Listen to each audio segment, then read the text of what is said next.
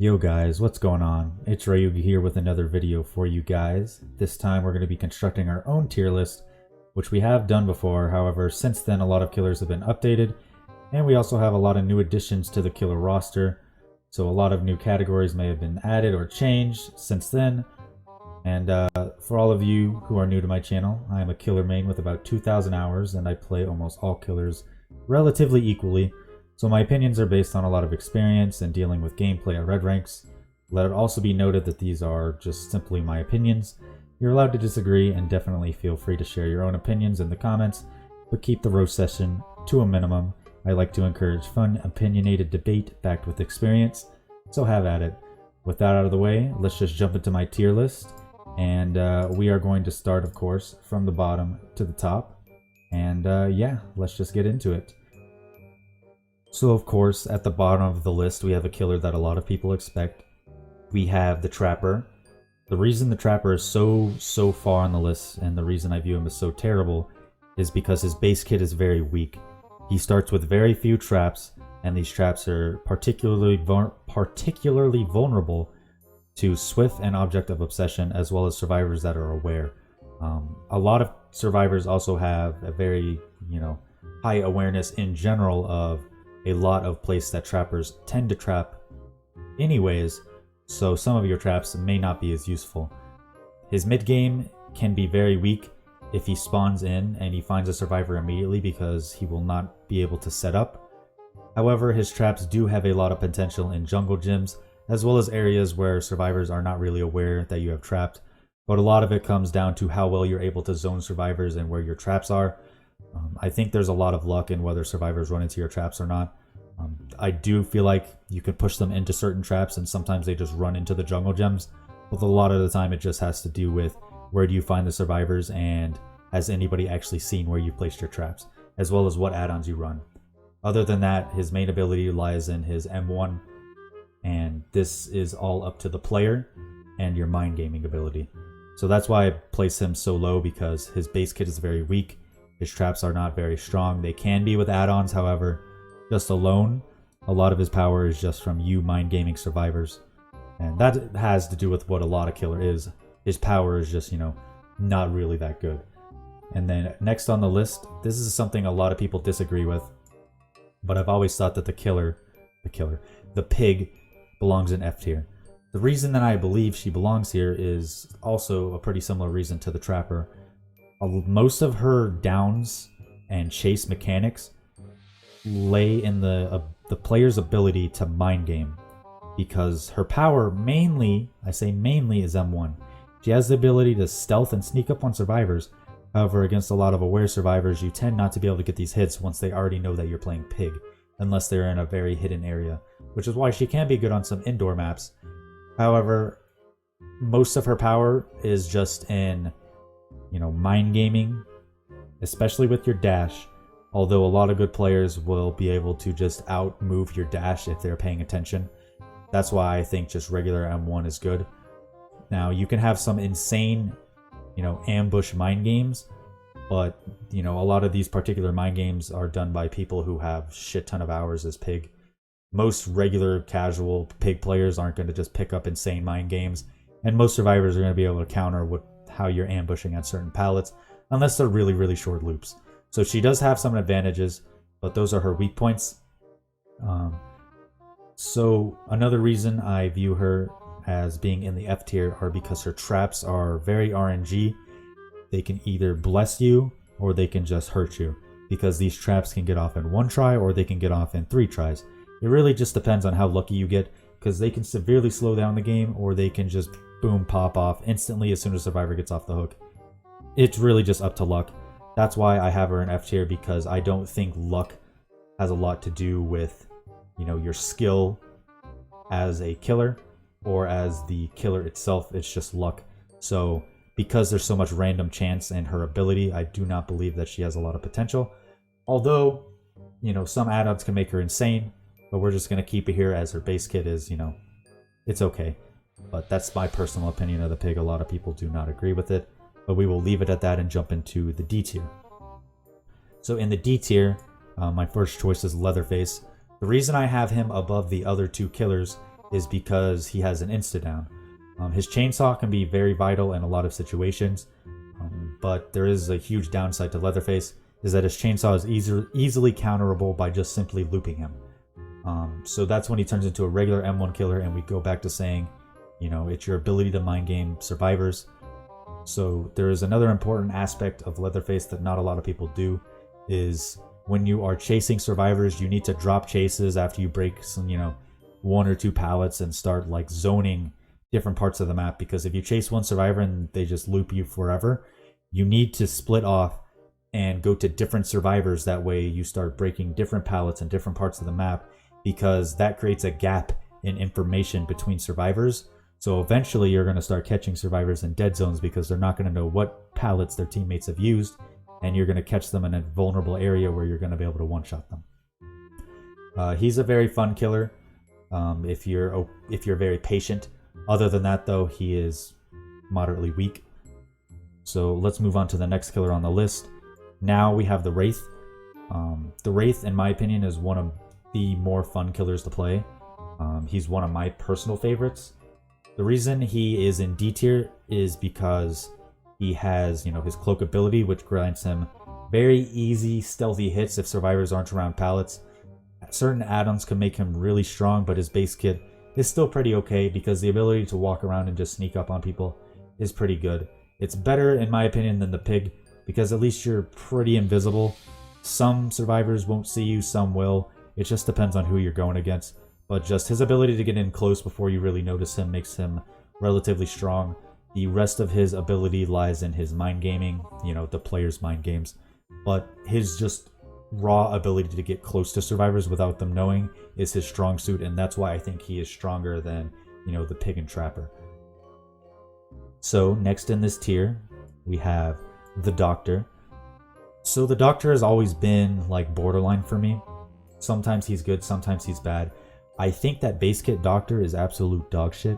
I think that he needs add-ons to be moderately good.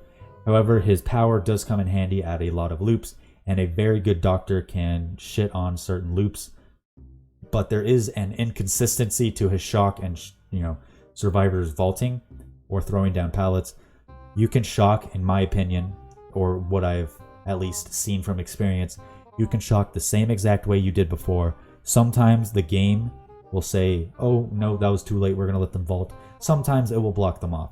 So when Doctor works, he can be really strong, but overall I think there's too much inconsistency with him. However, he is getting a rework soon, so we're going to see how that plays into it and how this tier list might change. But for now, I keep him there because of his ability to kind of cut off loops compared to the other killers. But other than that, his ability again lies in just your ability to mind game as a killer. So let's move into the C tier. This is when killer skill starts ramping up a lot more in terms of their power and, you know, utilizing their power a lot better than some killers are able to. So first in this list, we have the Clown.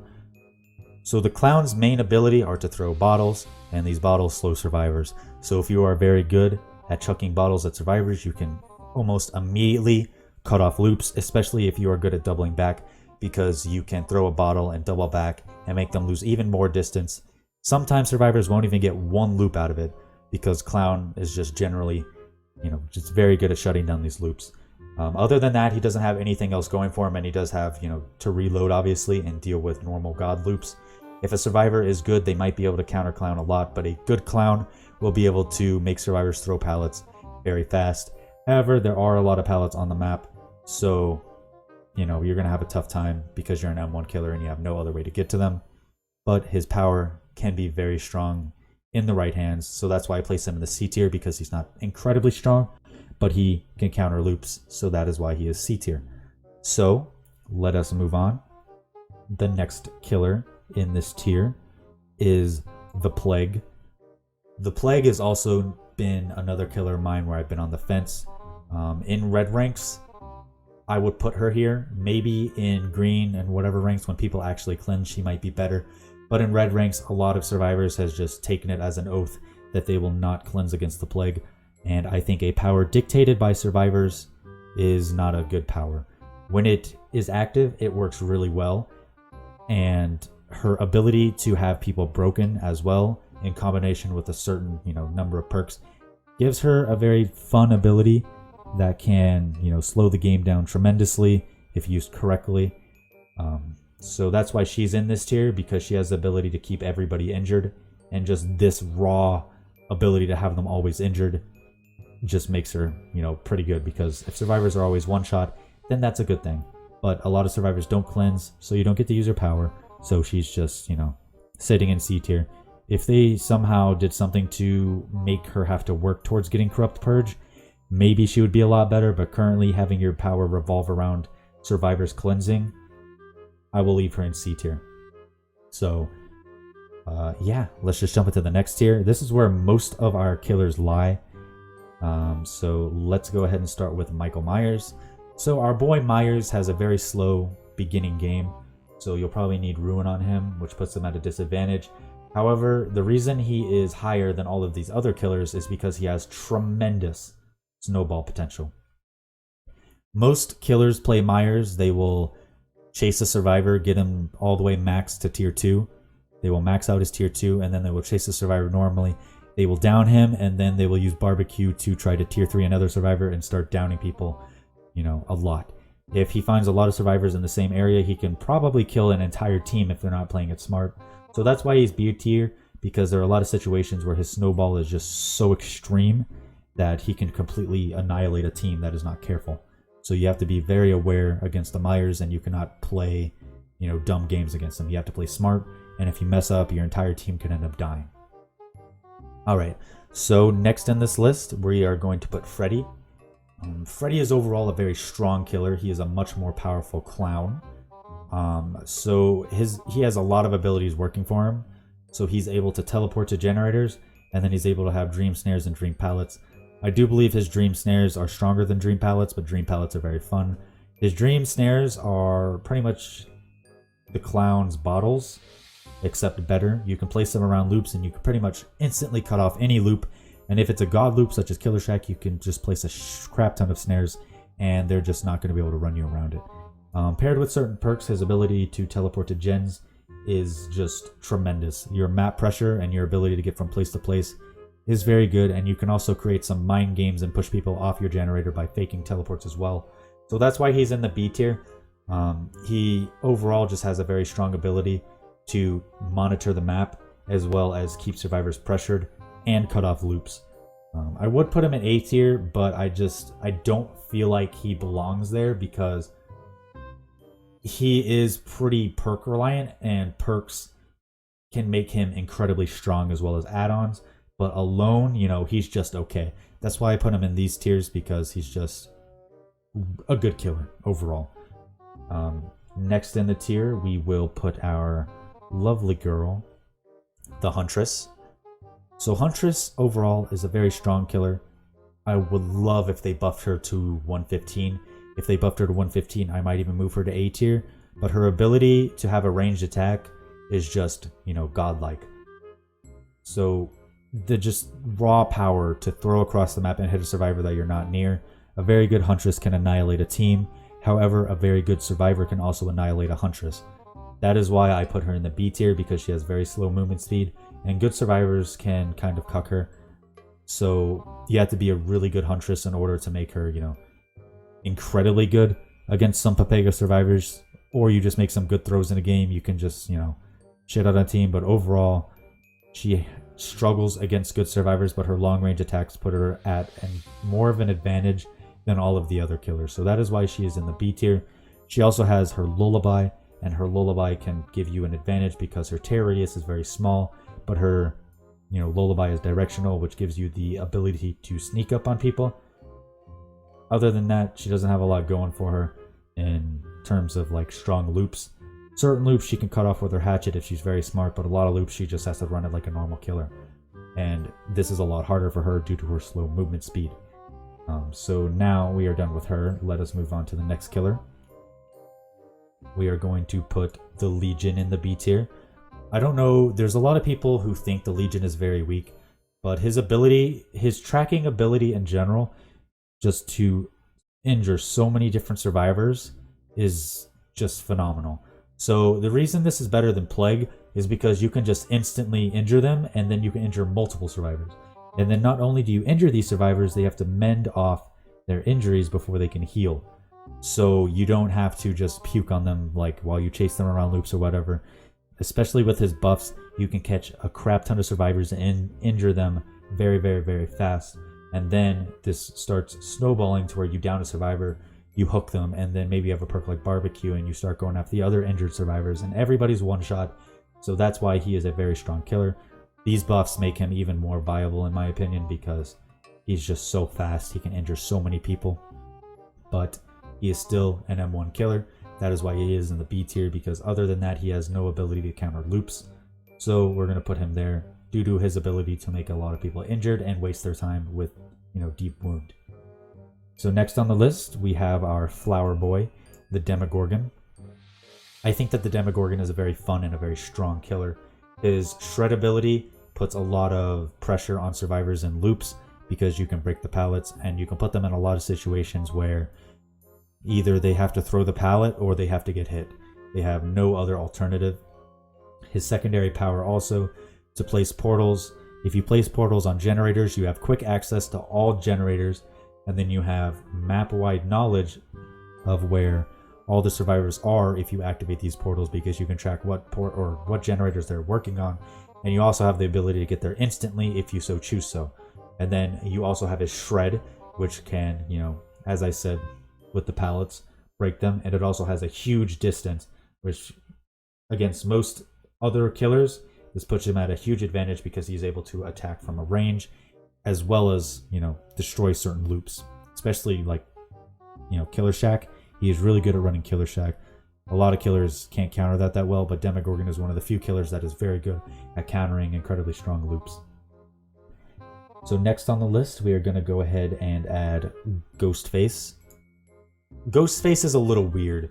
He is very similar to Myers, except he can only expose one person. Well, theoretically, he only exposes one person at a time, but he can stalk multiple people at the same time, which means he can expose more than one person.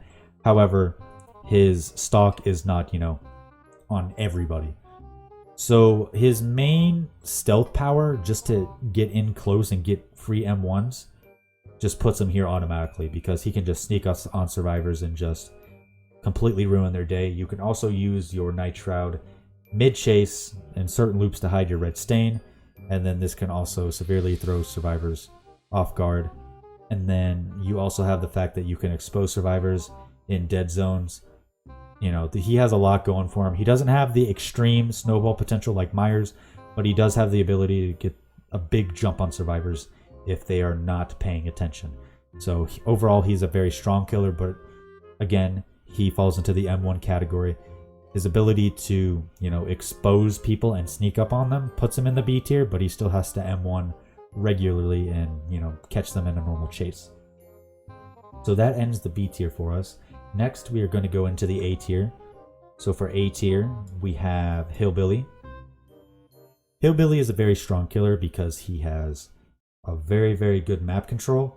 He can go from one side of the map to the other side very fast. He's a god when paired with barbecue and chili. And he can one-shot survivors, which is always a plus. With almost no downside, his chainsaw is very easy to use. Now, the reason he's not S tier probably is because a good survivor can loop him very easily. In normal loops such as jungle gyms, LT walls, all that jazz, there are mind games where you can possibly get a chainsaw, but most people are not god hillbillies. So we're going to keep him, right here because he's probably going to have to M1 you. And if a hillbilly is very stubborn and is refusing to M1 people, there's a very good chance he's going to lose because there are just a lot of situations where you can't use your chainsaw. Now, this is for casual hillbilly players. If you're a god hillbilly, yeah, maybe you probably make a shit ton of good plays and you can chainsaw in a lot of places where normal people could not. However, most people just get normal looped when they're playing hillbilly, so that is why he is not, god tier. But his ability to down and zone survivors and get to them fast makes him incredibly strong. That's why he is one of the strongest killers in Dead by Daylight. So yeah, that's hillbilly for you. Next on the list, we have the Spirit. She recently got changed. I won't necessarily call it a nerf. She lost collision and a lot of her power got kind of tweaked to where she wasn't as strong coming out of her phase and she wasn't as fast. But still, her ability to just ignore loops and just have that speed when tracking survivors and get easy hits makes her incredibly strong. You can also, quote, mind game survivors by standing still at a pallet, which is stupid, but sometimes it works. Most of the time, though, she has a very easy time tracking when she's phasing. Even though they took out collision, most of the time you can just hear footsteps and easily track a survivor and get free hits. Honestly, chases with Spirit should never last more than 20 seconds to 30 seconds if you're a good Spirit. So, that's why she is A tier. She is, again, one of DBD's strongest killers, even with the changes to her that were an attempt to balance her, or, quote, nerf as a lot of people say, but she is still incredibly strong. And then the last killer that we are going to put in the A tier is the Oni. So our new boy Oni is incredibly strong. The reason he is not in S tier is because his beginning game is very, very, very slow. You need stuff like, Hex Ruin and Corrupt Intervention to get started. His power relies on too many M1s because you have to M1 people in order to draw blood, and you need to draw blood in order to get your power. But when you have your power, you pretty much... no survivor can live against you if you're a good Oni. Period. I don't care what people say, you cannot counter the Oni, and I'm talking about a good Oni. If you are good at the Oni, any loop, Oni's gonna kill you. Period. And he has extreme slug potential, which makes him incredibly strong, but the only reason he is not S tier is because, his beginning game is so weak. But his ability to just rush, destroy loops, destroy pallets, just one-shot survivors, it's incredible. And he is very easy to use, very fun to use, and overall he's a very balanced killer and just incredibly strong. Not much else to say other than that about him. So next on the list, we have the S tier killers. So let us go ahead and put, obviously, the Nurse. With her rework, she is a lot weaker, but the reason the Nurse is in the S tier is because she pretty much just ignores all mechanics in Dead by Daylight. She just blinks through loops, and a God Nurse will just destroy your team. That's all there is to it. Her changes make her a lot harder to play and make it to where pretty much only good players are good at her now.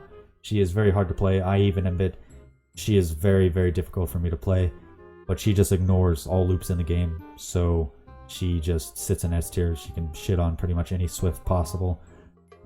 Yeah, she's really strong. Just blink through everything, ignore mechanics, win the game. It's that simple. And the final killer that we have with Nurse in S tier is the Hag. Some people will disagree with me on this, but I think the Hag next to the Nurse is one of the strongest killers in Dead by Daylight. Even with flashlights countering her, her ability to have map control and cut off loops and protect hooks is just insane. If you've ever seen a Hag that is good and they have good traps, they'll just completely obliterate your team because you can run everywhere and it doesn't matter where you go. You feel like you're popping traps and you're just getting absolutely shit on, and there's just nothing you can do about it. So that is why the Hag is in S tier. She can just shut down loops, teleport everywhere. She can semi-ignore the game's mechanics like Nurse if her traps are very good, and her map control is just insane.